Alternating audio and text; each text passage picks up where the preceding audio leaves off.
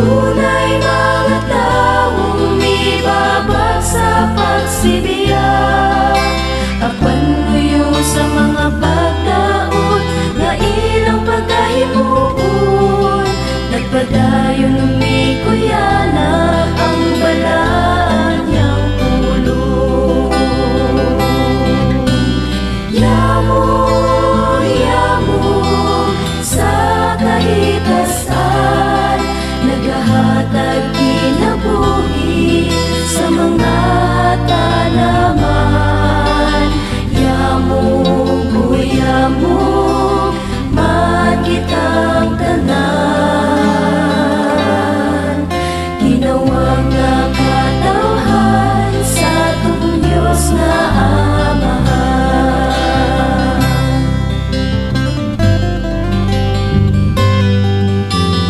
Umaong makitain atong padakon sa pagbarog sa atong pagtuo, diha kang Kristo.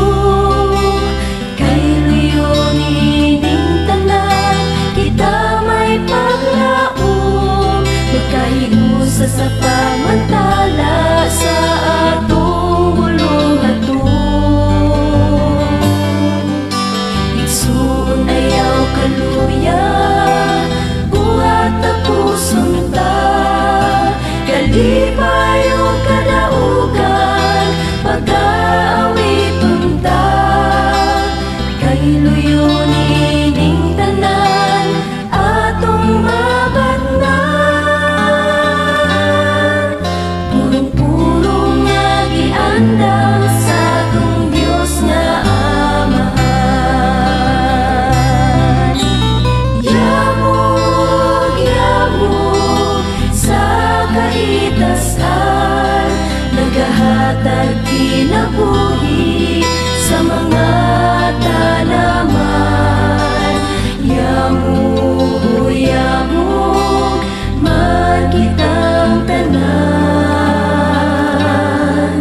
tinawag na katawhan sa atong Diyos nga Amahan. Tukan ta maglaom, ipatigaw ang unya, kita magmalikon kay ang Diyos kauban ka. Dili na maglalay-lay, ang Diyos ibalik na. Usa kitang tanan, magsayaw na, magsayaw ta, yamog, yamog sa kahitasan, naghahatag kinabuhi sa mga tanaman. Yamog, yamog man kitang tanan, tinawag nga katawhan sa atong Diyos nga Amahan. Yamog, yamog man kitang tanan, tinawag nga katawhan sa atong Diyos nga Amahan. Tinawag nga katawhan sa atong Diyos nga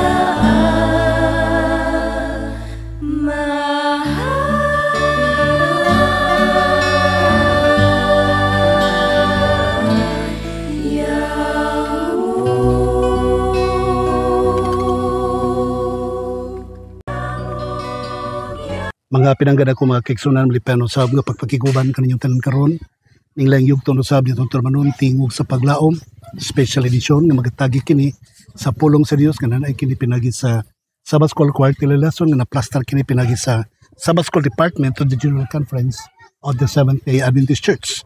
Ang atong suhito karon nagkanayon mangigalal, God fights for you. Ang Dios makig-away para kanimo. Sa di pa ta magsugod ani manghigala, gusto na kong ipabalukan ninyo nga we are here in the campsite sa youth camping. Karon pa ko join sa ilaha tungod kay sa kakulian nga dili kapunggan, pero sanglit kay ang mga LCA media men, mga staff man po there at the same time, so I have to be here. But anyway, sa tanan na to nga nagsubaybay sa tuang programa karon, gusto na ko ipibalokan ninyo nga God fights for you. Sa pagsugod atong dapiton ang presensya sa Dios sa pagpakiguban kanato. Magampo ta. Dalaygon og balaan namo nga Dios nga ikaw sa mga langit, nagasalamat Ginoo sa panalangin sa pagpakiguban mo kanamo. Dalaygon ikaw sa walay katapusan nga nagabuo sa imong grasya kaluoy sa tibuok semana o karong taknaa Ginoong Dios. Kami magaday kanimo, magapasalamat kanimo sa imuhang pagkamaayo kanamo. Ang imong kaalam nga langiton among pangayoon para masabtan namo imuhang pulong o sa tanang mga nagatan-aw karon o nagapaminaw makasabot sa imong pulong o kaming tanan mag-alagad kanimo hangtod sa kangturan. Panalangin ang panglawas sa tanang mga naminaw karon, paninapi, panrabaho tanan sa mga donors ug sa mga sponsors. Tanang mga group discussion leaders, panalangin ni usab o kaming tanan bugkosa sa kagugma nga walay mawala kanamo panahon sa imong pagbalik. Kining tanan among gitugyan kanimo gilauman nga madawat pinaagi sa ngalan ni Jesucristo nga among maluluwas. Amen. Okay, usbon ko ang atong suhito nagkanayon, God fights for you. Ang Dios magkig-away para kanimo. Ang atong memory text nagkanayon, and Joshua captured all these kings and their land at one time because the Lord God of Israel fought for Israel. Makita ka na siya sa Joshua chapter 10 verse 42. So ang tanan gani mga hari sa gingharian nadakpan ni Joshua, nabilanggo ni Joshua, na-captivate ni Joshua, dili tungod sa abilidad ni Joshua, abilidad sa mga Israelites, because God fought for them. Whenever or whatever or whenever we become successful in every fight that we face to or face on, it's not because of us. It's because of God na maoy nagkig-away para kanato. Atong tan-awon mga pinangga ko mga kaigsunan, sukad pa sa panahon ni Moses, ang pagpakig-away sa katawon sa Israel gipasabot ng daan that the fight was not for them. It was not their fight, but it was for them. It was God's fight for them. Ang Dios may nakig-away para kanila. When we talk about war, magisgot ta gubat, ang atong nasabtan sa gubat mahigala it's violence, it's cruelty. But it's different here. Lahi ni diri mga pinangga kong kaigsunan, because when we are going to understand the war that the Israel has took position, labi na gyud sa pag-ilog nila sa yuta sa Kanaan, ang Dios mao'y gusto nga ilogo nila ang Kanaan, because for the long period of time ang Kanaan gihatag na ngadto sa mga katawhan sa Dios, like sa ilang forefather nga si Abraham. Kabo na sayon sa Sugilano, nang hawa sila dito kay gutom, nangadto sila sa Egypt, gipulihan sa mga Amalekites, Amoreanhon, most likely mga parinter po to ni Abraham ang nagposting dito for more than 400 years. Sila nagposting dito sa Kanaan. Now, kung atong sabton mga higala, this is ang Dios naghimo og concept of war because a matter of iniquity. Ang Dios dunay concept of war a matter of justice. Ang Dios dunay concept of war according to the biblical concept. And they were destroyed by their own choice and they seek peace. Nangita sila og kalinaw. Now, let's talk about the matter of iniquity.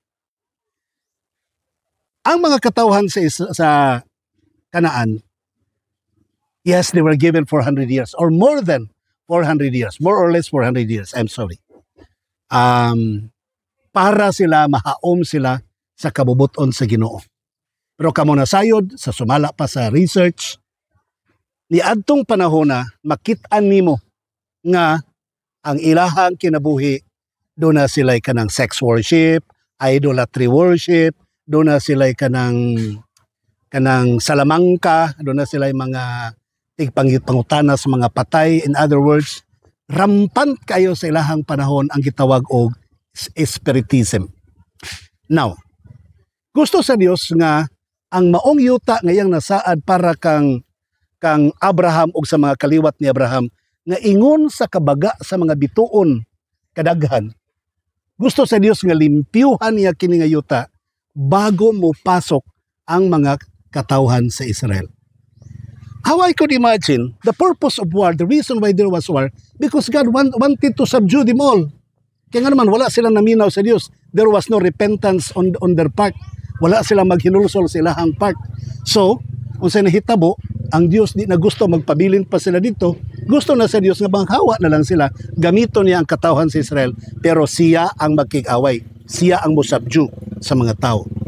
So, imong masabtan dinhi, mga pinangga kong mga naminaw, it is because of immorality nga nagpadayon sa Kanaan, mo'y hinungdan nga dunay gubat nga nahitabo ditong dapita tungod sa maong kahugaw sa moral sa maong dapit.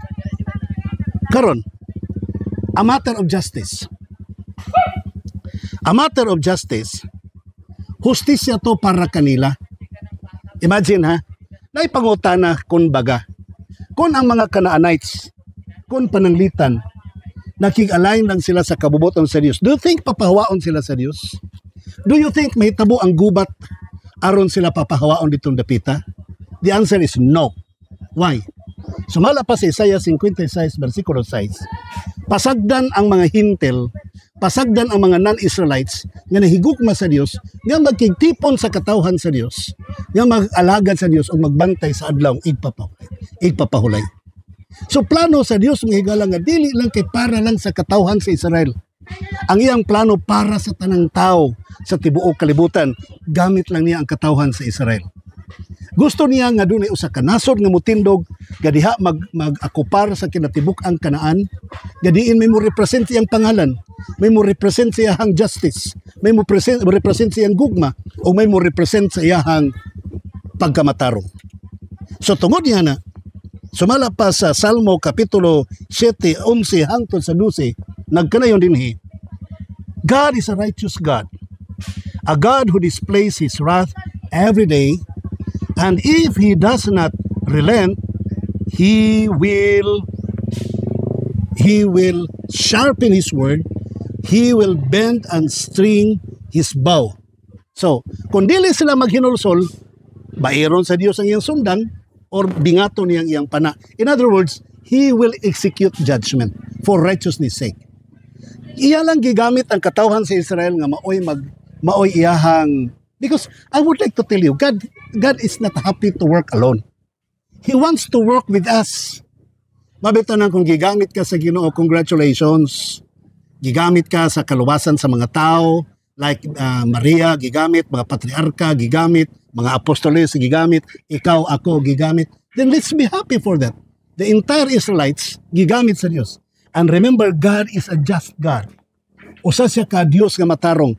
And remember, bisan pa mga higala o kaigsuonan, bisan pa kung ang mga katawhan sa Israel nga maoy dili maghinulsol, mahitabo gihapon mga kaigsuonan nga adunay judgment batok sa katawhan sa Israel. You look like this. Di ba, pagsupasok nila sa Jericho, the Lord said, kinahanglan maghimo mo og pagbalaan. Sanctify yourself. Magbalaan mo sa inyong kaugalingon karon. Nganuman, kaya musulong mo og gubat. Sa ito pag gusto sa Dios ang tanang musulong sa gubat, pulos mga tao nagpasaylo, nakig-reconcile sa Ginoo, nagbag-os kinabuhi, nagpahamuot sa kabubuton sa Ginoo. Those were kinds of people whom God wanted to join in the battle of the Lord. Pero kung doon ay dili magbalaan mga higala, kaya na mo question, kung katong mga tawhana sa Kanaan, mga makasasalat sila, that's why they were subdued by God. Why? Nganong sa mga katawhan sa Israel, doon na pa yung mga nangamatay. Doon ay nangamatay tungod kay wala sila magbalaan sa ilang kagulingon diha sa Ginoo. Wala sila ni follow sa instructions sa atong Ginoo. Wala sila ni follow sa kabubuton sa Ginoo. That's why they were killed. Like for the time of Achan. Ang decision gyud mga kaigsoon, patyon tanan, way mahabilin, patyon gyud tanan. Tanang buhi patyon. Pero walay dadon, walay kanang, kay remember they were not trained armies. Dili sila mga trained armies. Dili sila mga well-equipped armies. Dili sila allowed nga mulut. Mulut ba ka na bang mangawat bitaw ka ng dunay daog ilang pangkawaton? Wala. They were not allowed to do that. Meaning to say, masabtan yun ni mo nga ilang papakigubat, was not for themselves. That was for accordance to the command of God, ang ilahang buluhaton. That was the way how God wanted to show His judgment to the people of Canaan and also to the people of Israel nga wala maghinulsol nga ni-join sa gubat. Now, that's another lesson. If you want to join in the Lord's ministry, kung gusto ka mo appeal sa buhat sa Ginoo, let us be in alignment to the will of God. Let us be in accordance to what the Lord wants us to do. Ingon anak gyud. Now, karon gusto sa Dios nga number one, ang concept sa Biblia matungod sa gubat mga higala. Gusto niya nga dunay spiritual preparation. Dili muscular preparation. Although physical preparation was needed, pero much more ang spiritual preparation, it was required before the battle. Gani magpuasa pa sila, magampo pa sila, mag-convocation pa sila bago sila musulong sa gubat. Mananghid pa gyud sila sa ilang pari kung musugot ba o dili o sa ilang propeta, maguban ba ang Ginoo nila o dili. Kay kumingon ang pari o ang propeta nga no, so dili sila mugubat. So meaning that war was not for them. Ang gubat dili para ilaha. Now, why these people were destroyed? Paano nalaglag ang mga katawhan sa Canaan?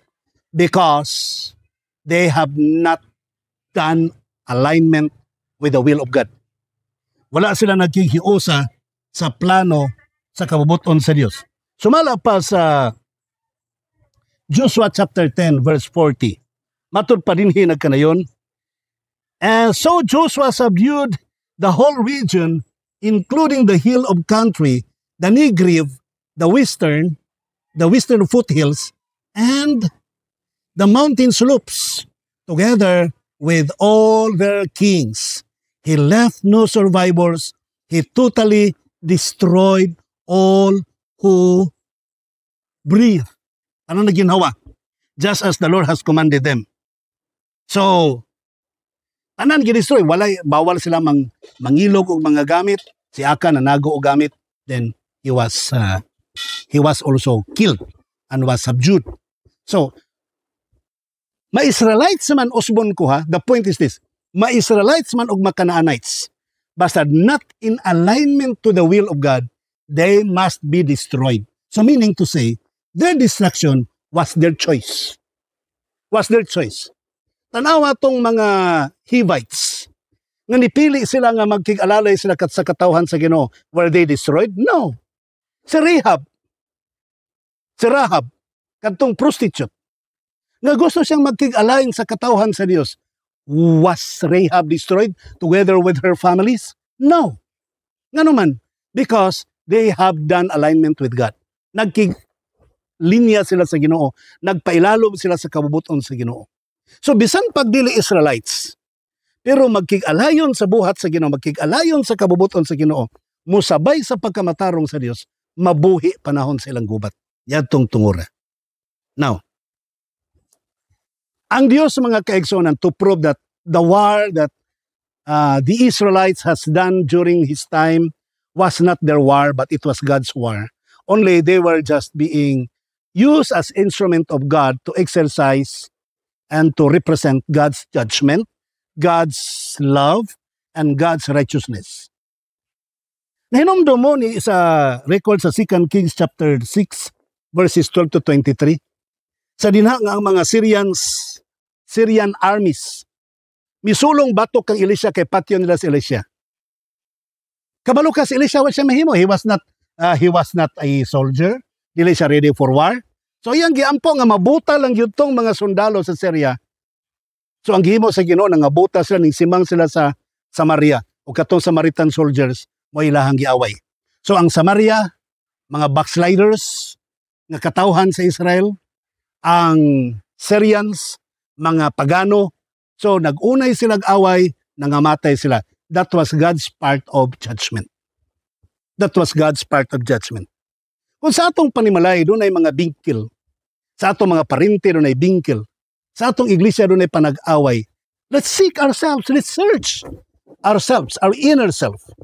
Unsay nahitabo ka nato, unsay naa ka nato, nganong gubot, nganong naay na nga atong pangutan, atong kagalingon, unsay nagakahitabo, what went on in us, or what's going on in us. Atong subayon, og naunsa ta.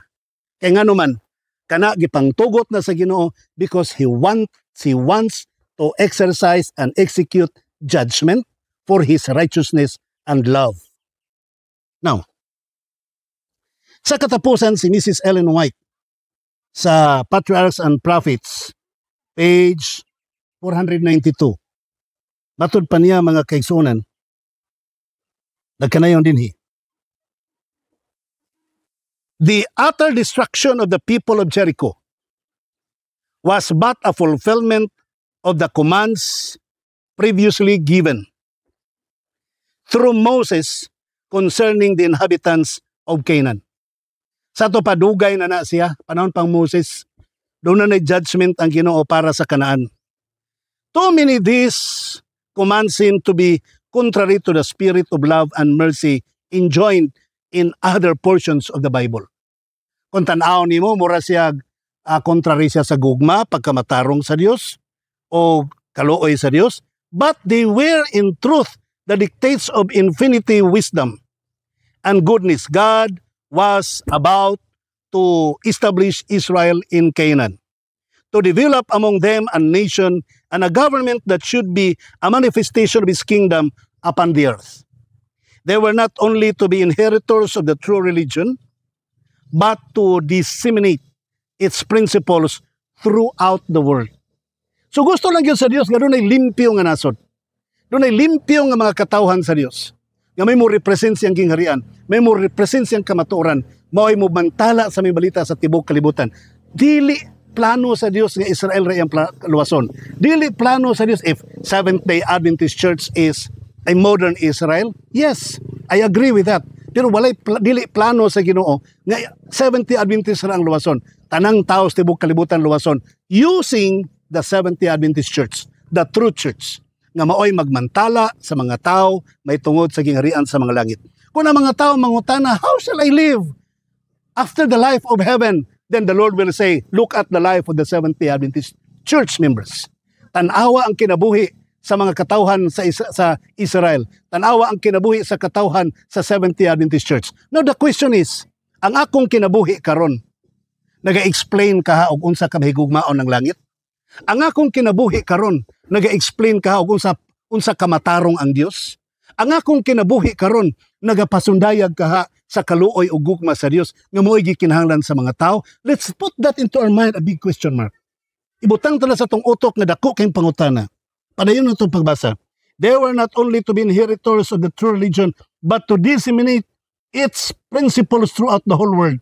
The Canaanites had abandoned themselves to the foulest, and most debasing heathenism. Ang mga katawhan sa Kanaan, wala na.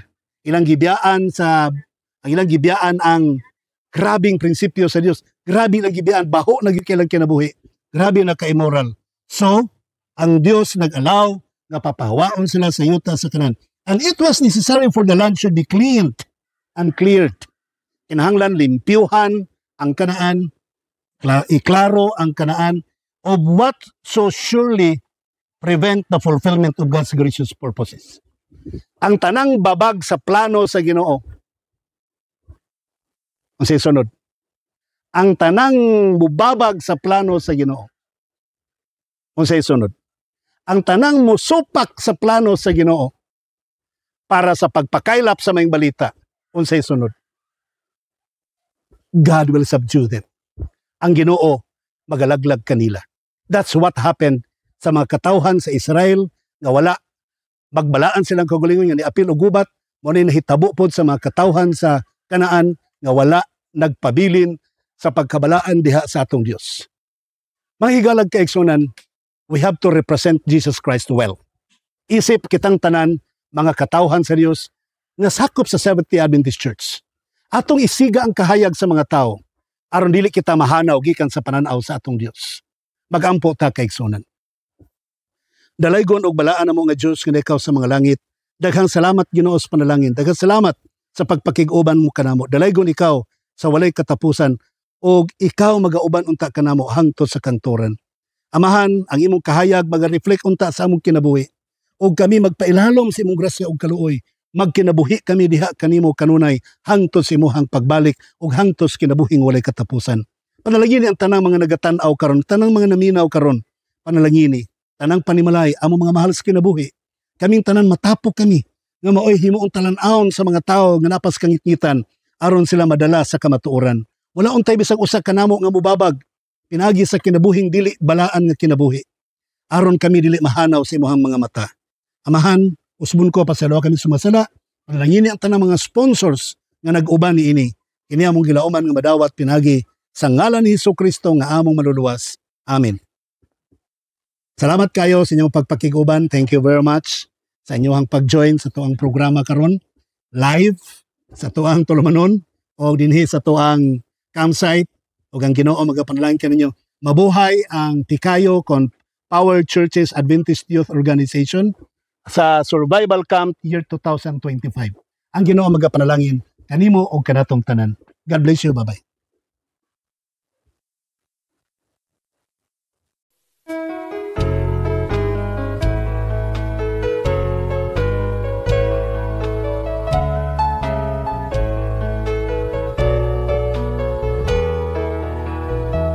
On God's behalf, we are sent to move.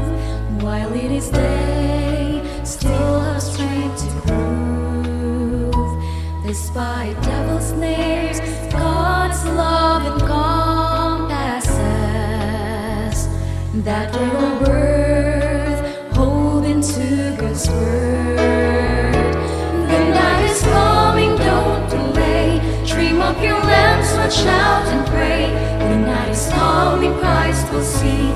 No turning back, God's on His way.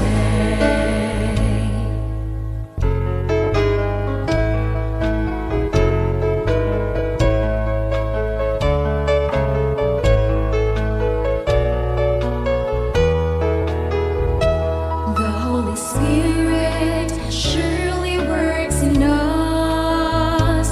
We're the light to guide the troubled ones. We're empowered to rescue weary souls. Make it haste, let's move until He comes. The night is coming, don't delay. Dream up your lamps, let's shout and pray. The night is coming, Christ will see.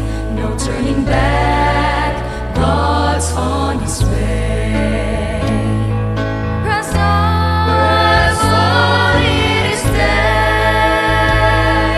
Press on, it's coming soon, coming soon. The night is coming, don't delay. Dream up your lamps, let's shout and pray. The night is coming, Christ will see.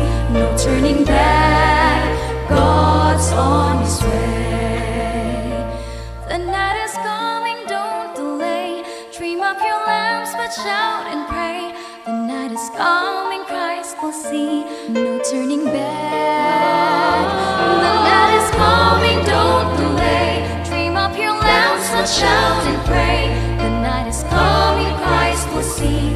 No turning back.